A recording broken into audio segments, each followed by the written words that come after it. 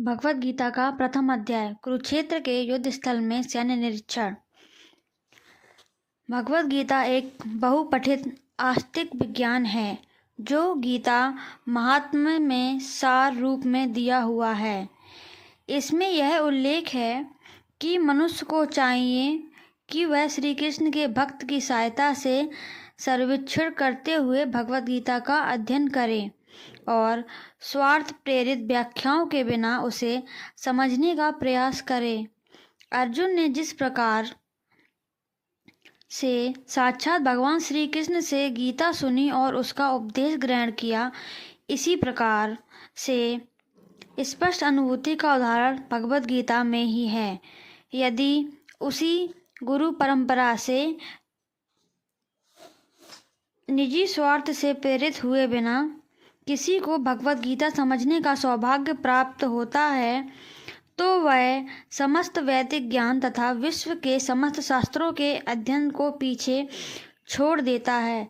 पाठक को भगवद गीता न केवल अन्य शास्त्रों के लिए बाकी सारी बातें मिलेंगी, अपितु ऐसी बातें भी मिलेंगी जो अन्यत्र कहीं उपलब्ध नहीं है। यह गीता का विशिष्ट मानदंड है। स्वयं भगवान श्री कृष्ण द्वारा साक्षात उच्चरित होने के कारण यह पूर्ण अस्तित्व विज्ञान है। महाभारत में वर्णित धृतराष्ट्र तथा संजय की वार्ताएं इस महान दर्शन के मूल सिद्धांत का कार्य करती हैं। माना जाता है कि इस दर्शन के प्रारूप कुरुक्षेत्र के युद्ध स्थल में हुई जो भी वैदिक युग से पवित्र तीर्थ स्थल रहा है, इसे प्रवचन भगवान द्वारा मानव जाति के पथ प्रदर्शन हेतु तब किया गया था जब वे इस लोक में स्वयं उपस्थित थे। धर्मक्षेत्र शब्द सार्थक है क्योंकि कुरुक्षेत्र के युद्ध स्थल में अर्जुन के पक्ष में श्री भगवान स्वयं उपस्थित थे। कौरवों का पिता धृतराष्ट्र अपने पुत्रों की विजय संभावना के विषय में अत्यधिक संदिग्ध था, अतः इसी संदेह के कारण उसने अपने सचिव से पूछा। उन्होंने क्या कहा?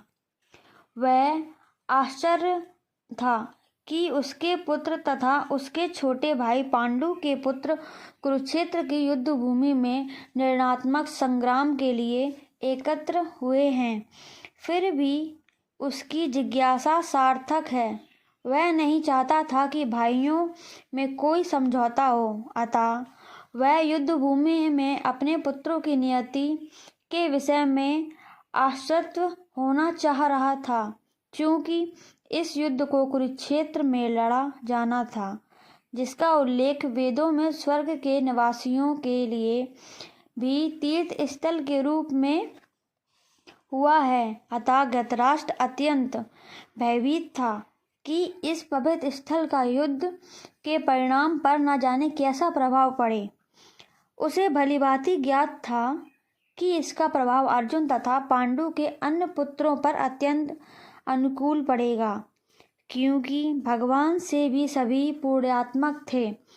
संजय श्री व्यास का शिष्य था, अतः उनकी कृपा से संजय धृतराष्ट्र के कक्ष में बैठे बैठे कुरुक्षेत्र के युद्ध स्थल का दर्शन कर सकता था।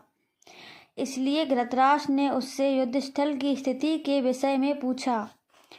पांडव तथा धृतराष्ट्र के पुत्र दोनों ही इस वंश से संबंधित थे, किंतु यहाँ पर धृतराष्ट्र के वाक्य से उसके मनोभाव प्रकट होते हैं। उसने जानबूझकर अपने पुत्रों को कुरु कहा और पांडु के पुत्रों को वंश के उत्तराधिकारी से विलग कर दिया। इस तरह पांडु के पुत्रों अर्थात अपने भतीजों के साथ धृतराष्ट्र के विषय मन स्थिति समझी जा सकती थी। जिस प्रकार धान के खेत में अवांछित पौधों को उखाड़ दिया जाता है, उसी प्रकार इस कथा के आरंभ से ही ऐसी आशा की जाती है कि जहाँ धर्म के पिता श्री कृष्ण उपस्थित हों, वहाँ कुरुक्षेत्र रूपी खेत में दुर्योधन आदि धृतराष्ट्र के पुत्र रूपी अवांछित पौधों को समूल नष्ट करके युधिष्ठिर आदि नितांत धार्मिक पुरुषों की स्थापना की जाएगी। यहाँ धर्मक्षेत्र तथा कुरुक्षेत्र शब्दों की उनकी ऐतिहासिक तथा वैदिक महत्ता के अतिरिक्त यही सार्थक है। तात्पर्य: धृतराष्ट्र जन्म से अंधा था। दुर्भाग्यवश वह आध्यात्मिक दृष्टि से भी वंचित था। वह यह भी जानता था कि उसी के समान उसके पुत्र भी धर्म के मामले में अंधे हैं, और उसे विश्वास था कि वे पांडव के साथ कभी भी समझौता नहीं कर पाएंगे, क्योंकि पांडवों जन्म से ही पवित्र थे। फिर भी उसे तीर्थ स्थान के प्रभाव के विषय में संदेह था। इसलिए संजय युद्धभूमि की स्थिति के विषय में उसके प्रश्न के मंतव्य को समझ गया। अतः वह निराश राजा को प्रोत्साहित करना चाह रहा था। उसने उसे विश्वास दिलाया कि उसके पुत्र पवित्र स्थान के प्रभाव में आकर किसी प्रकार का समझौता करने नहीं जा रहे हैं। उसने राजा को बताया कि उसका पुत्र दुर्योधन पांडवों की सेना को देखकर तुरंत अपने सेनापति द्रोणाचार्य को वापस स्थिति से अवगत कराने गया। यद्यपि दुर्योधन को राजा कहकर संबोधित किया गया, तो भी स्थिति की गंभीरता के कारण उस सेनापति के पास जाना पड़ा। अतएव दुर्योधन राजनीतिज्ञ बनने के लिए सर्वथा उपयुक्त था, किंतु जब उसने पांडवों की विचरना देखी तो उसका यह कूटनीतिक व्यवहार उसके भय को छिपा न पाया। परम राजनीतिक दुर्योधन महान ब्राह्मण सेनापति द्रोणाचार्य के दोषों को इंगित कराना चाहता था। अर्जुन की पत्नी द्रौपदी के पिता राजा द्रुपद के साथ द्रोणाचार्य का कुछ राजनीतिक झगड़ा था। इस झगड़े के फलस्वरूप द्रुपद ने कहा एक महान यज्ञ संपन्न किया, जिसने उसे एक ऐसा पुत्र प्राप्त होने का वरदान मिला जो द्रोणाचार्य का वध कर सके। द्रोणाचार्य इसे भलीभांति जानता था, किंतु जब द्रुपद का पुत्र उसको सौंपा गया तो द्रोणाचार्य को उसे अपने सारे सैनिक रहस्य प्रदान करने में कोई झिझक नहीं हुई। अतः धृष्टद्युम्न कुरुक्षेत्र की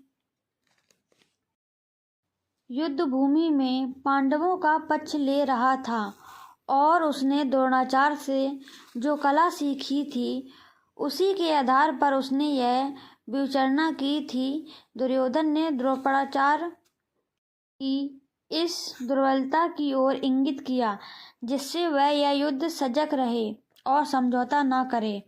इसके द्वारा वह द्रोणाचार्य को यह भी बताना चाह रहा था कि कहीं वह अपने प्रिय शिष्य पांडवों के प्रति युद्ध में उदारता न दिखा सके।